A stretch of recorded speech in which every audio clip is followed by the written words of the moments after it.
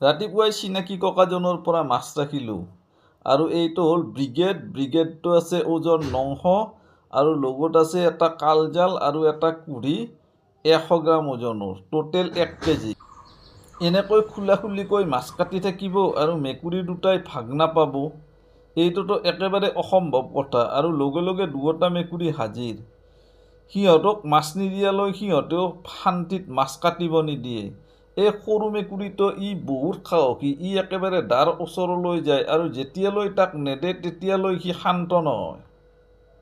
আৰু এয়া মাছ আহি গ'ল 220 টকাৰ। আৰু ময়ো দোকান এতিয়া খুলি দিলোঁ, এয়া চাটাৰ দাই দিলোঁ, খিৰিকী খুলি দিলোঁ, ঝাৰু মাৰি পানী ছটিয়াই দিলোঁ আৰু ধূপ লগাই দিলোঁ। ওম সাই ৰাম, ওম সাই ৰাম, ওম সাই ৰাম। দোকান খুলি দোকানৰ ভিতৰত সোমোৱা ৰাস্তাটো মাৰি দিলোঁ, কাৰণ আমাৰ দোকানত বহি থকা ছিষ্টেম নাই। এতিয়া আবেলি সময় আৰু অলপ ফুৰি আহোঁ। আজি মেট্ৰিকৰো ৰিজাল্ট দিছে, গতিকে এটা কেণ্ডিডেট এটা আছিল, তেওঁৰ ৰিজাল্টৰ খবৰ লৈ আহোঁ। এইখন দোকানত সোমাই কেইটামান কলম লৈ ল'লোঁ, কাৰণ খালী হাতে মেট্ৰিকৰ ৰিজাল্টৰ খবৰ ল'ব যাব ভাল নালাগে। আৰু মোৰ আলহীৰো কেণ্ডিডেট আছে আৰু মোৰ চিনাকিও কেণ্ডিডেট আছে, সেইকাৰণে কেইটামান কলম লৈ ল'লোঁ।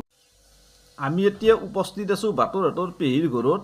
আৰু পেহীৰ ডাঙৰ নাতিনীজনীয়ে এইবাৰ মেট্ৰিক দিছিলে আৰু তেওঁ ভাল ৰিজাল্ট কৰিছে, 80% পাইছে আৰু 3টাত লেটাৰ পাইছে। আৰু আমাক ধুনীয়াকৈ এনেকৈ চাহ মিঠাই দিলে, আমি খুব ধুনীয়াকৈ চাহ মিঠাই খালোঁ। আৰু লগতে তেওঁৰ ভৱিষ্যত পৰিকল্পনাৰ বিষয়ে কিছু কথা হ'লোঁ।